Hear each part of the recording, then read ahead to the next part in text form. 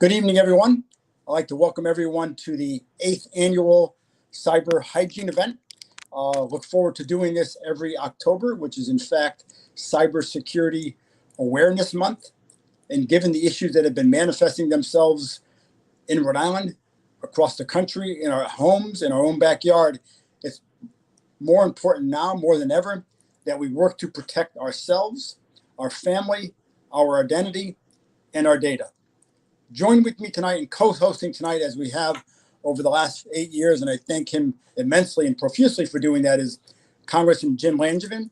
Jim Langevin is a distinguished chair in the Rhode Island College Institute for Cyber and Security and Emerging Technologies. And obviously, we all know him as Congressman Langevin, so Congressman Langevin. So I will continue to refer to him as Congressman Langevin, and most importantly, I'll refer to him as a friend. Tonight, we also have providing a insight with regards to the cyber hygiene do's and don'ts. We're fortunate to have with us Robert Cantu, or Rob as he goes by. He's from the NCTA. He's Vice President of Cybersecurity and Broadband Technology. Without any further ado, and we'll come back to some other things later on, I'm going to go to our first presenter, but before our first speaker, before we do that, or as we do that, if you have any questions or comments, please provide those in the comment box. We will address the comments and questions at the end, and I promise we will end on time. Congressman, welcome back to this. Thank you for doing this with me over the last 8 years. It's appreciated, and we're fortunate to have you as previously as a congressman. You'll always be congressman to us in Rhode Island, but more importantly now as the distinguished chair of the Rhode Island College Institute for Cybersecurity and Emerging Technologies. Congressman, over to you. Senator, thank you very much for the kind words and your introduction, most especially for your friendship over the years and for your leadership on cybersecurity.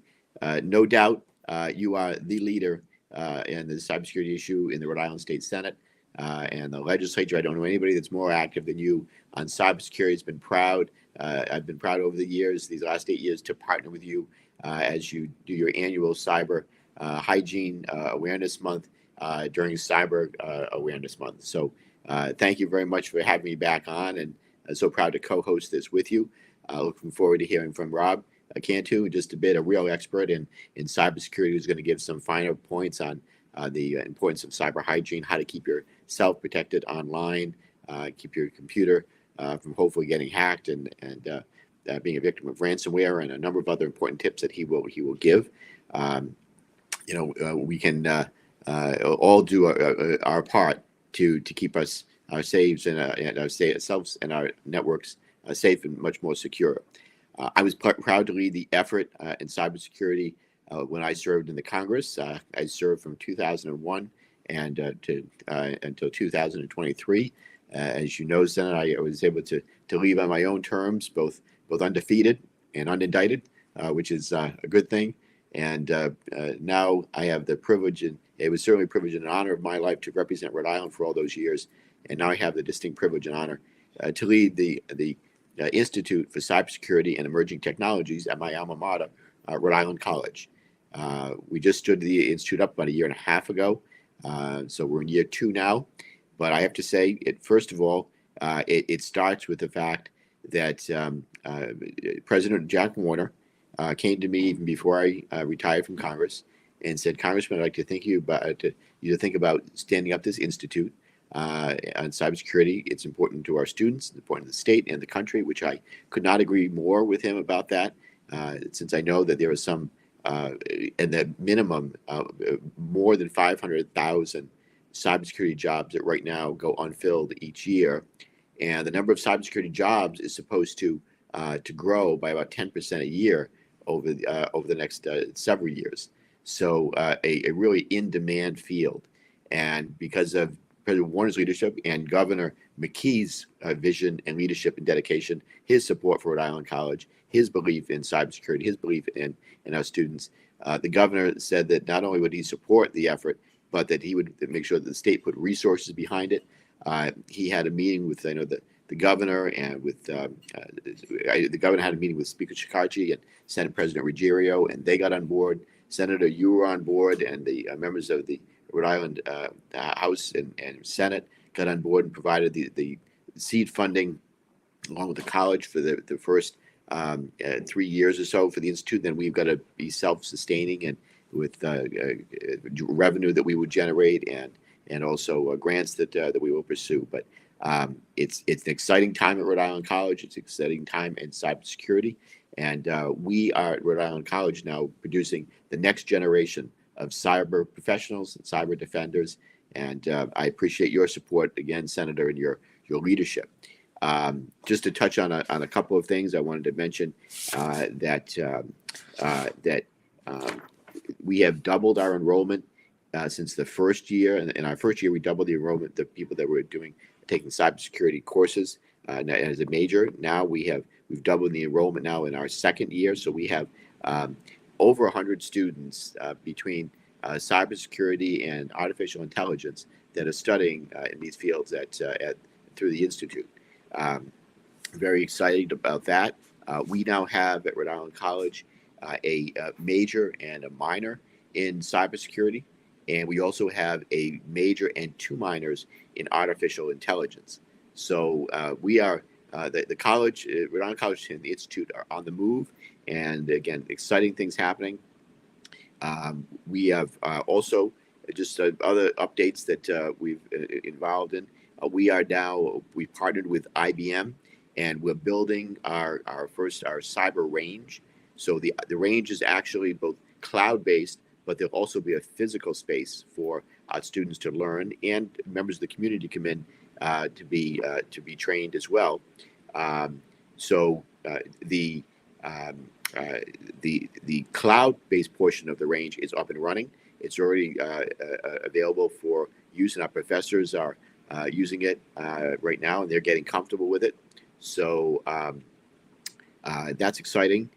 We will soon have a physical cyber range, and that's going under construction now and should be completed in the late spring. So that's some of the things that we're working on at the college.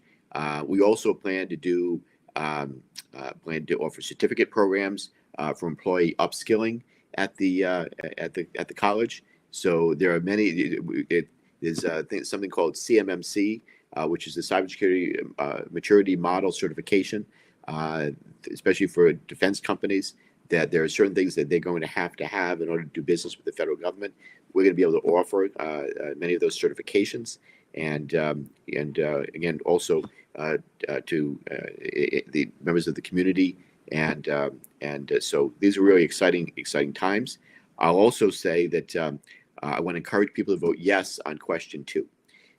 If the voters approve question 2 on the ballot, it's going to provide about $73 million for we're going to renovate Whipple Hall, which will be our new cyber building. This is something the governor and President Warner have been championing, and thankfully the legislature supported. And also the bond will support a new life sciences building at the University of Rhode Island. So it's about $150 million combined for Rhode Island College and URI. But very exciting. If the voters approve this funding, we will have a new cyber building that will have a cyber range, and we'll have a SOC, a 24/7 SOC, so Security Operations Center. And we will then offer at a very modest price cybersecurity services to municipalities, school systems, and nonprofits, things like that otherwise might not be able to provide or afford those kind of cybersecurity services. So again, I thank the governor, the legislature for their support, President Warner, again, a great job. And then just to wrap it up, I'm also proud to lead the governor's AI task force. Artificial intelligence is here now. It kind of burst on the scene with ChatGPT, and now people are kind of experimenting with it. It's being used already. Schools are learning how to adapt and teach these with AI in the classroom, but companies are using it, individuals are using it. It's going to change the world in profound ways that even the creators of AI aren't really sure how this is going to kind of go and the kind of changes that will take place. But I want to say that Governor McKee wanted to make sure that we were leading on AI, not just following, and making sure that we are taking advantages of all the upsides for our state and our people. We want to take advantage of the upsides of AI, but limit the downside. And so we have the governor signed an executive order creating the task force. I'm leading it. Senator DiPalma is representing the Senate on the AI task force. So thank you for that, Senator DiPalma, and very excited about the partnerships that we have around the table on the task force. And we are going to be up and running and moving ahead fast with the work. The governor wants the task force to hopefully complete its work by June of next year. So we have a tall order ahead, but we're up to the challenge.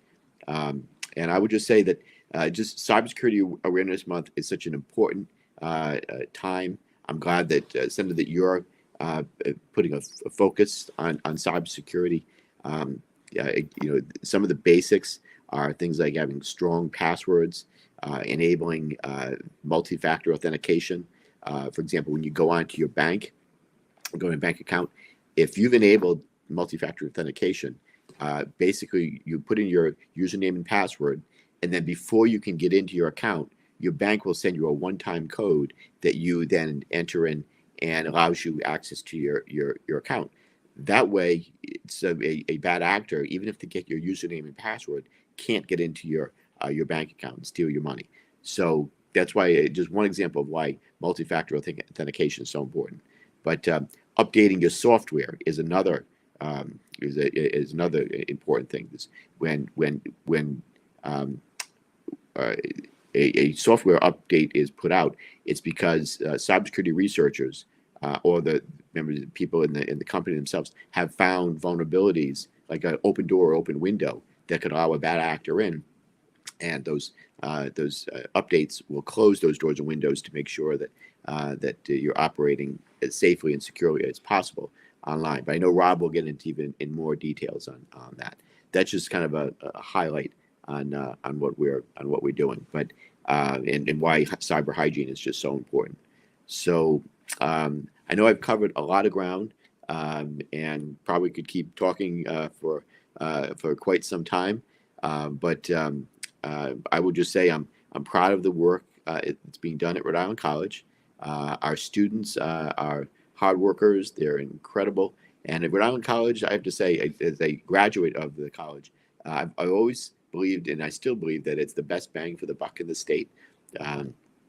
Affordable tuition. We have world-class educators and academic programs, and you can come out of school with little to no debt. And the Hope Scholarship, of course, is another great thing that the governor and the legislature supported and championed, that helps.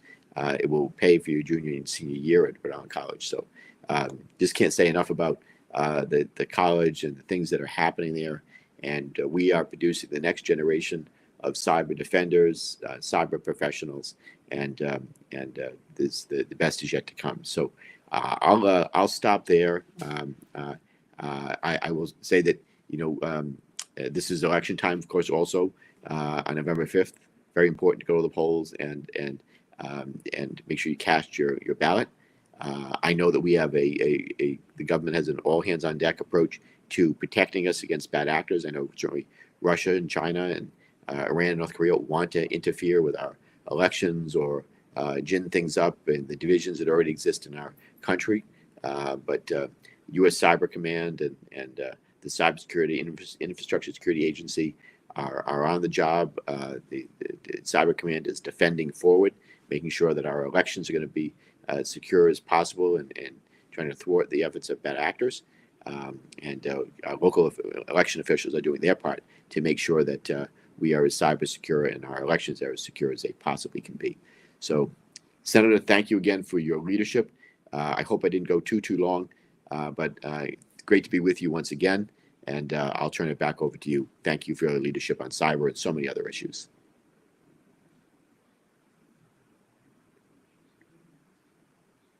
I think you're on mute. Thank you, Congressman. I was prepared to be silent in the background, and I was silent to the nth degree. Thank you for your continued leadership. As we said earlier, we are extremely fortunate, and I'm not redundant, but it's worth saying again, to have you where you are in Rhode Island doing what you're doing. As a prelude to what you had, or follow to what you had said, and a prelude to Rob speaking, we in Rhode Island are clearly familiar and all too aware of significant cyber events that have happened over the last few years. A couple of those, one which occurred and was allowed the private data for 22,000 Rhode Islanders to have been stolen because of the cyber data breach at the Rhode Island Public Transportation Authority, which is still in the process of being evaluated of the ramifications of what happened there.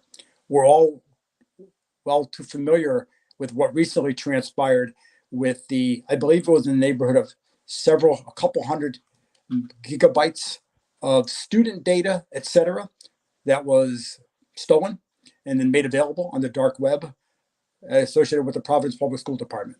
So should we be concerned? Yes, we should be concerned. Do we a way we have to address it? Yes. I now want to introduce Rob Cantu, who will talk to us about some of the do's and don'ts of operating and practicing cyber safe habits. So Rob, thank you for what you've done, what you will do, what you'll continue to do.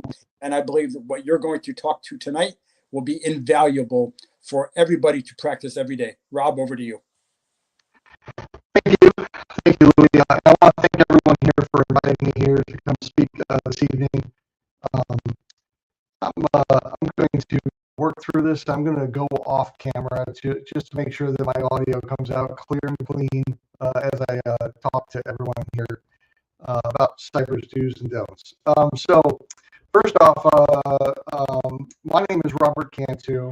I'm currently the VP of Cybersecurity and Broadband Technology at NCTA, which is a cable, Internet and Television Association, trade association.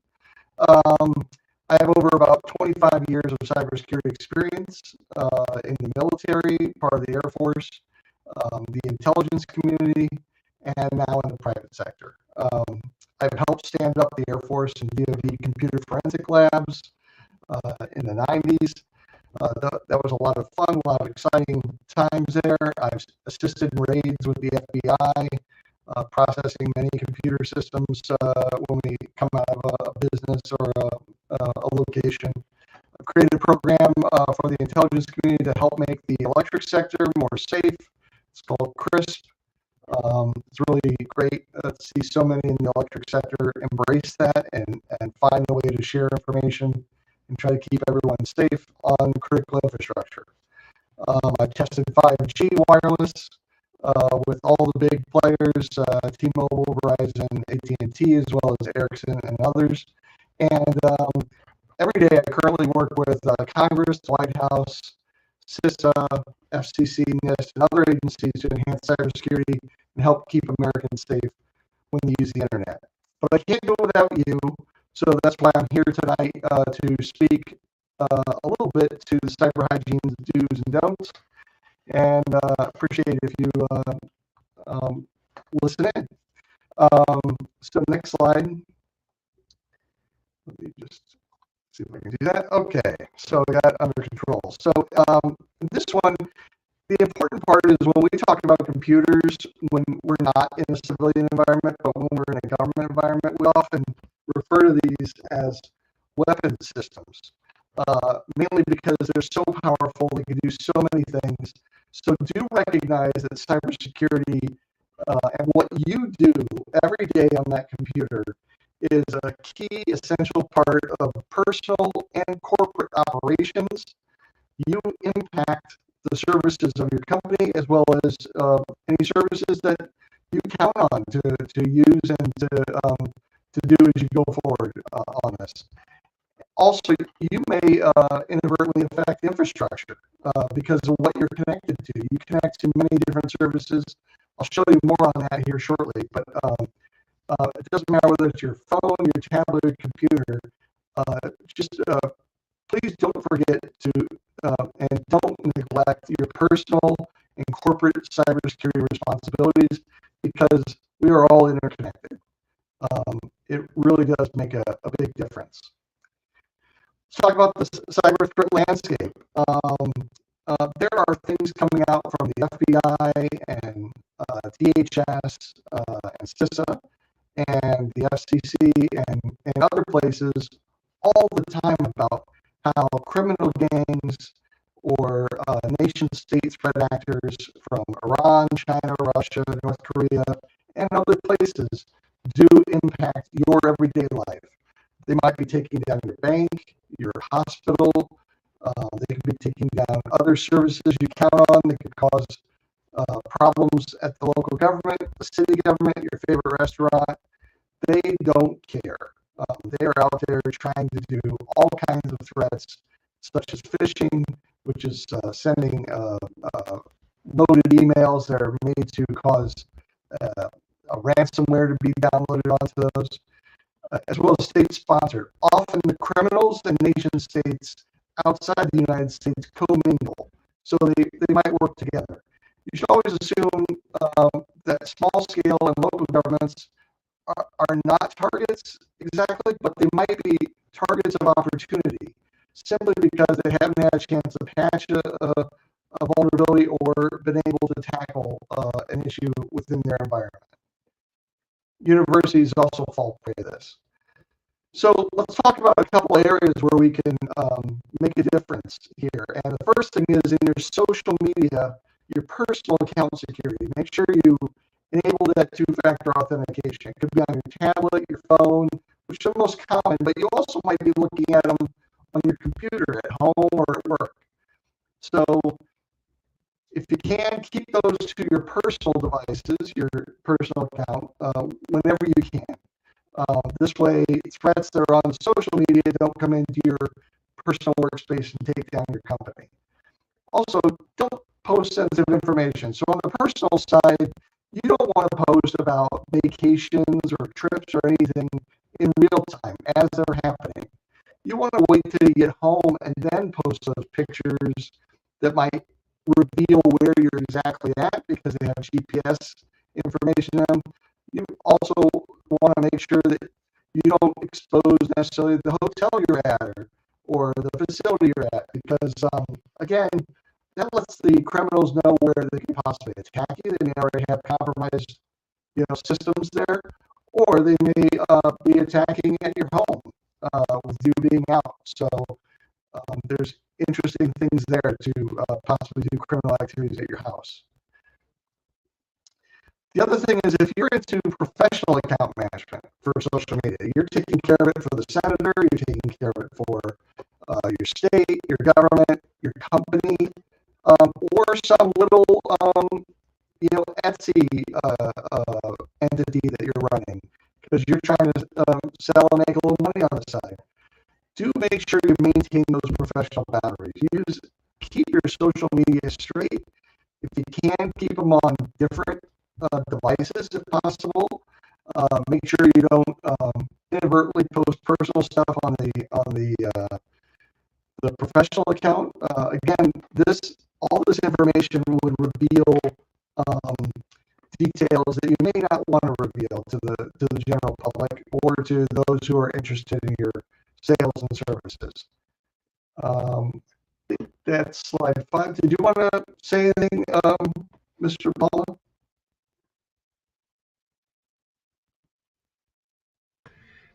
Nope, that's not what no, Robert, you're good. Okay, all right, thank you. Let's talk about digital dust. What you see here on this wheel is a different color slice for many different walks of life and many different ways that you use the internet.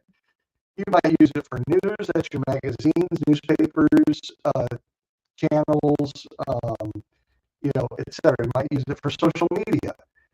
You're definitely doing banking.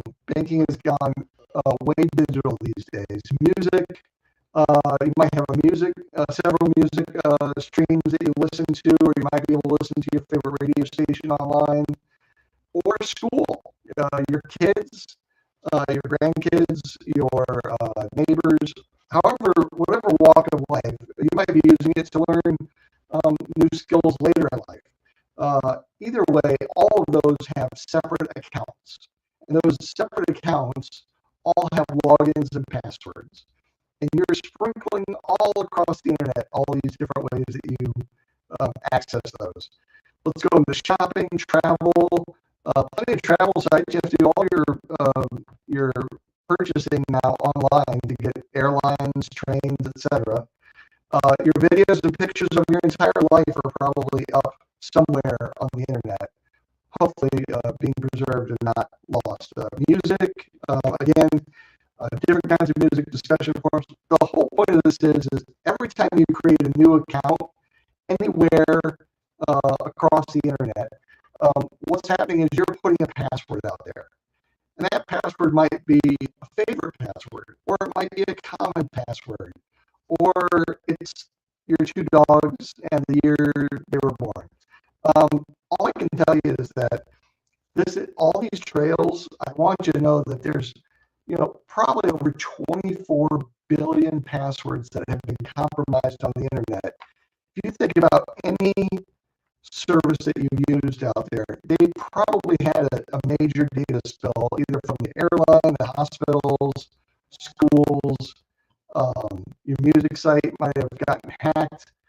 Banking might have lost some of your data, etc.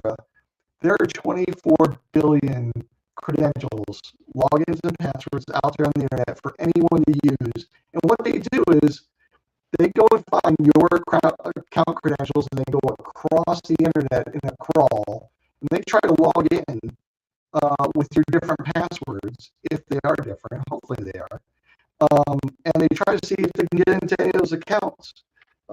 And the next thing you know, you'll lose your name information, your address, maybe your date of birth, your credit card information, etc.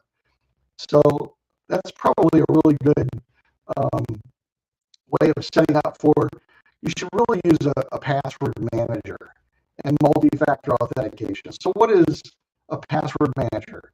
Password manager is a little thing up there that helps store your passwords either in your browser or, but it's better if you have a separate app that does the encryption, and that way you can use it across your many devices. You can use it on your phone, your computer, your tablet, etc. Might even work on your gaming device. And what you want to do is, if you can, use multi-factor authentication. Multi-factor authentication could be your face if it's on your phone. It could be your fingerprint reader on there. It could be something like a PIN code. It's really important that you use another factor if you can. It could be an SMS text message, though the SMS text message is only effective for about 3 minutes. In most cases, it's about a 6-digit number. Those are good ways to kind of stay in line and keep your passwords safe, and it doesn't give it away. If you're looking for a password manager, here's a couple that you could use. 1Password is one of the ones I like on the market. Dashlane is out there that's good. Keeper. These are 4 highly rated across different magazines, different cybersecurity, and different PC magazines.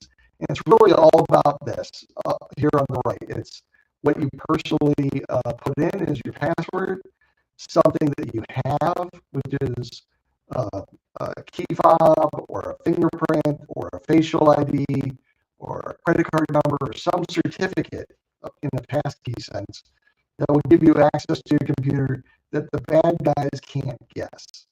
And that's the important part of that. Also, on your mobile devices, what you do want to do is you want to keep your devices updated. Make sure you're patching. I think the gentleman just before me had mentioned that. I can't emphasize that enough. Keep patching, keep updating your devices. Use secure Wi-Fi connections around your house, ones that require a password. Don't use the ones that don't require a password. And make sure you got your settings turned on so that if something bad happens or someone steals your phone, it's really popular right now. Most people think, cell phones being stolen isn't a big deal right now. It still is, and it's even more valuable to the thieves. They can grab it out of your hand while you're actually using it, because then it's unlocked. And that's a really important trend right now on phone thefts. Again, don't connect to public password Wi-Fi that doesn't require a password.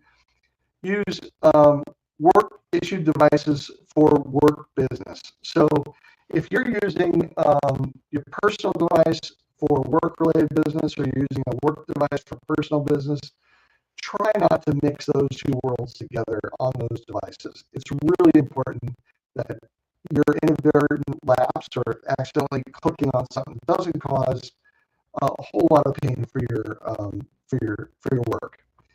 And then the last thing I would tell you is, if you can, reboot your device daily.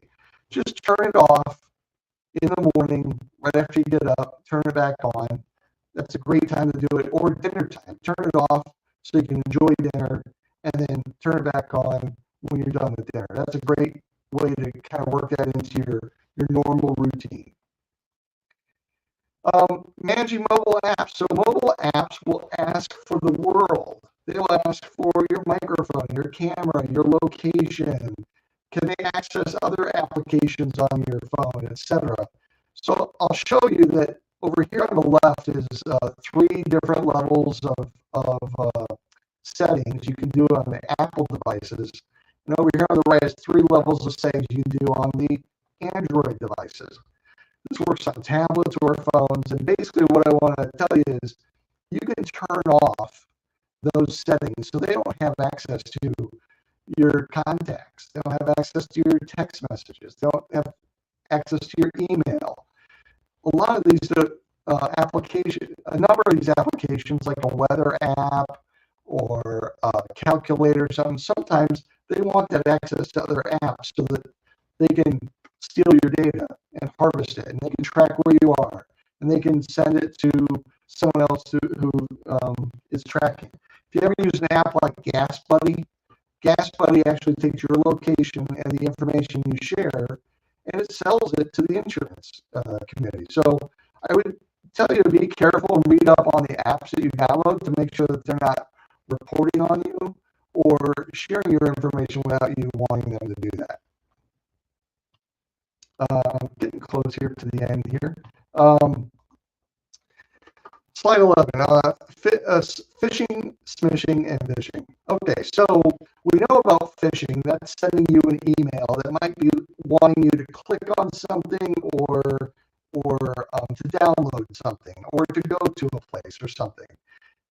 Definitely want to keep from doing that within the email. It's fine if you go to your own browser and type it in yourself, but you don't want to click those links in your email.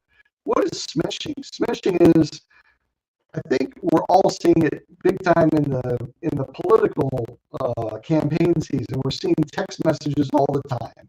And some of those text messages want you to sign something. Hey, it's a petition. It's a great cover for trying to infect your device. So I will say that try not to ever click anything in a text message, not to go to a website, not to go to your bank. Banks are doing it right now because people are shopping a lot for the holidays, etc. So don't open attachments or click links from SMS devices. The last thing is phishing. So that's voicemail phishing. What people try to do is call you and then hang up and then hope you'll call them back. And then what they do is they try to get you into an interaction. Even if it might not say likely spam, or likely scam, it's probably some part of a scam. So don't fall for that, and try not to call those guys back or get into a long conversation with them. Just say, look, let me look at your site. I'll call you through your main number. I don't need you to call me. But also, this is how people also get you to give up information.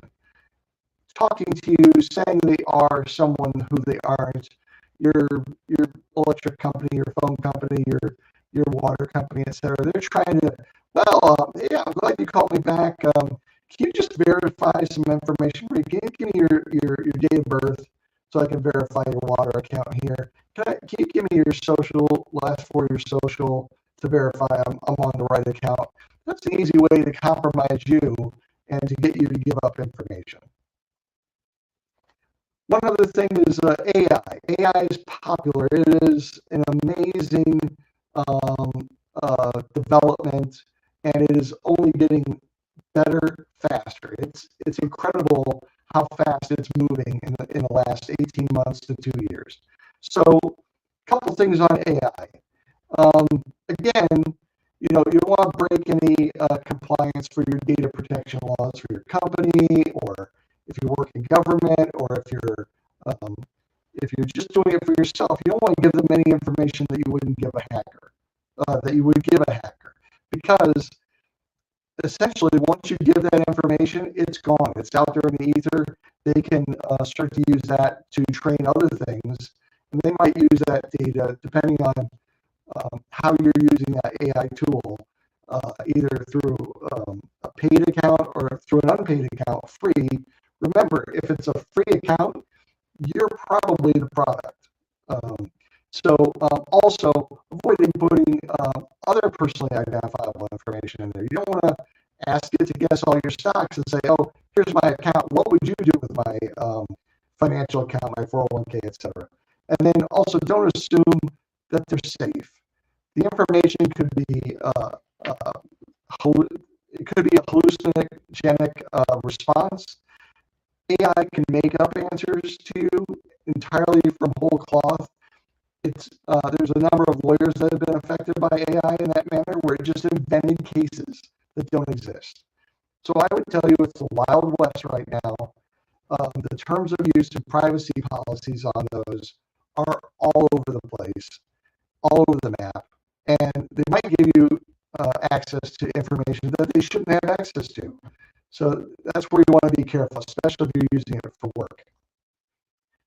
The last thing on here, I think this is my last slide, is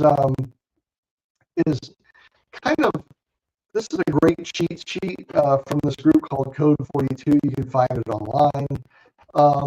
But also, as you're thinking about this, as you're talking to your kids who are probably already using AI for school, for job, for fun, etc., or people are trying to learn some things that normally they wouldn't learn if they were just Google searching. So you want to make sure that when you're putting data in, again, make sure it's not PII or personally identifiable information. It's not health information, and it's not credit or financial information that you want to put in there. Also, check for accuracy. The answer might not be correct. There's a number of different topics, of different questions you can ask AI, where the answer you get will be, part and parcel wrong. Again, that leads to be mindful what you get out. Don't just run and assume it's correct. You should be adding your own intelligence and thought process, and make sure you're challenging the answers with your own brain before you go and take them somewhere else. And then create rules. So if you got stakeholders at work, at home, etc., you want to probably talk about AI. You probably want to create some rules, or at least talk about some good practices, best practices to use as you go forward using AI.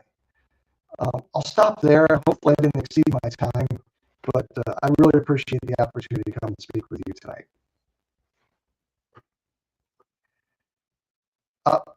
Can't hear you. Thank you again. I tried to remain on mute to be silent in the background. So Rob, well done. Thank you very much. I believe the do's and don'ts are really very practical do's and don'ts that we all need to practice, myself included, each and every day. Many of us are attacked each and every day, and without us knowing it. And it's one of those where it's about not stepping into a pothole when we know it's in front of us. The do's and don'ts are those kinds of things that we need to ensure that we stay away from. What I'd like to do now is, Ben, check back with Ben if there's been any questions or comments to address. If not, we have one other thing to discuss. Ben, any questions or comments so far? No questions so far. Okay. Ben, are you able to bring up the last slide that I asked to? Thank you. So I want to once again thank Congressman Langevin thank Rob Cantu. Much appreciated for those folks, Congressman and Rob, for taking the time to share your insight and wisdom on the topic of practicing cyber safe habits. I equate it to dental hygiene. Dental hygiene is something we do every day, sometimes several times a day. Cyber hygiene is something we need to do multiple times a day. Anytime we're on a device, anytime we're connecting to the internet outside of our own computer, we need to ensure we're being safe with that. As Congressman Langevin indicated earlier, there are approximately just south of 700,000 cybersecurity job openings just in the United States. Just in the United States. Globally, there's about 3.4 million empty positions. 3.4 million empty cybersecurity positions in the world, 700,000 upwards, just south of 700,000 open cybersecurity position professionals needed in the United States. As Rob articulated when he was finishing in the area of artificial intelligence, as that continues to grow, and it will. Some of us use it every day. Some of them may use it once in a while. Some may never use it. That's going to continue to grow over time. It's going to create an exponential need for cybersecurity professionals into the future. What I'd like to do is end on a request for those listening to be able to do this. If you're in Rhode Island, those who can share this with their friends, as Congressman Langevin said earlier, vote yes on number 2. Number 2 is the second ballot question on the Rhode Island ballot. It's the higher education bond, looking for a total of $116,500,000, a combination of $87.5 million for the University of Rhode Island, and the other $73 million for Rhode Island College cybersecurity building. As you heard about today, and as we ended with regards to the need for cybersecurity professionals, we all need to remain safe. We heard about the do's and don'ts of remaining safe and how to remain safe. We also know about the ever-present and growing need for cybersecurity professionals in Rhode Island, in the country, across the world. Saying yes to bond number 2 is critically important. It will help all of us. And Ben, I'll ask one more time just to make certain we don't finish with any questions not being answered. Are there any questions? Yes, we do have a question. Yep. The question is, often we have old accounts at institutions we no longer use, yet they rarely give us a way to delete those accounts. Any suggestions on how to handle that? Rob or Congressman? Yep. So happy to. Often what you'll do is you'll either Google or Google or use your favorite scanning app to figure out how to reach them by phone, or you can try to find their email address, or lastly, you can try to Google how to cancel. So there's a whole bunch of ways to cancel a number of apps. Some sites are really good at telling you how to navigate certain phone trees. So when you call the company, and it will tell you click 1, then click 3, then click 5, and that'll get you to a live human being who can help you cancel that account. That's also a key way to how to navigate websites to turn off or disable services. So those are the most popular way to kind of cancel something that you're not using anymore. But it's good that you're even thinking about that, and it's good that you're trying to lower your risk by getting rid of those accounts.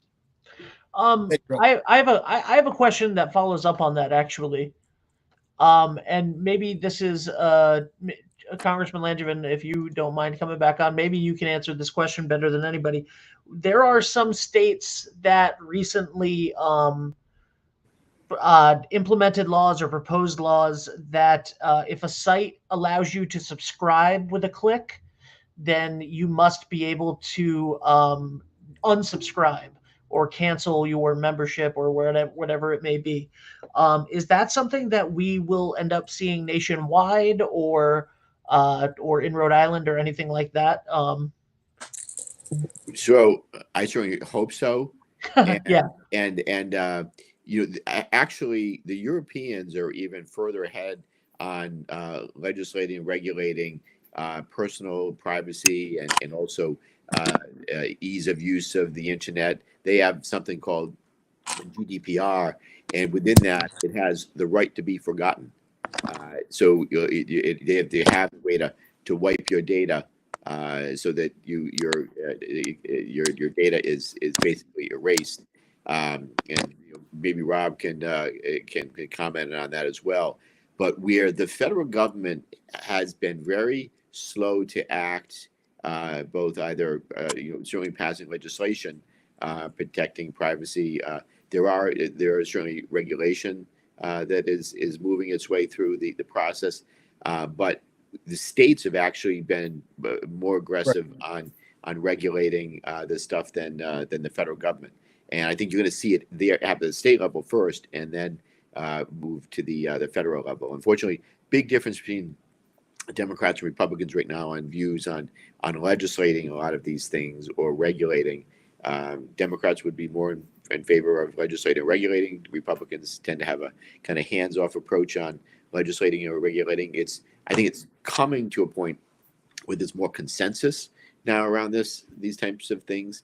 There was a big change, and this doesn't have to do with the question that you asked, but just an example of how we found consensus on incident reporting for critical infrastructure.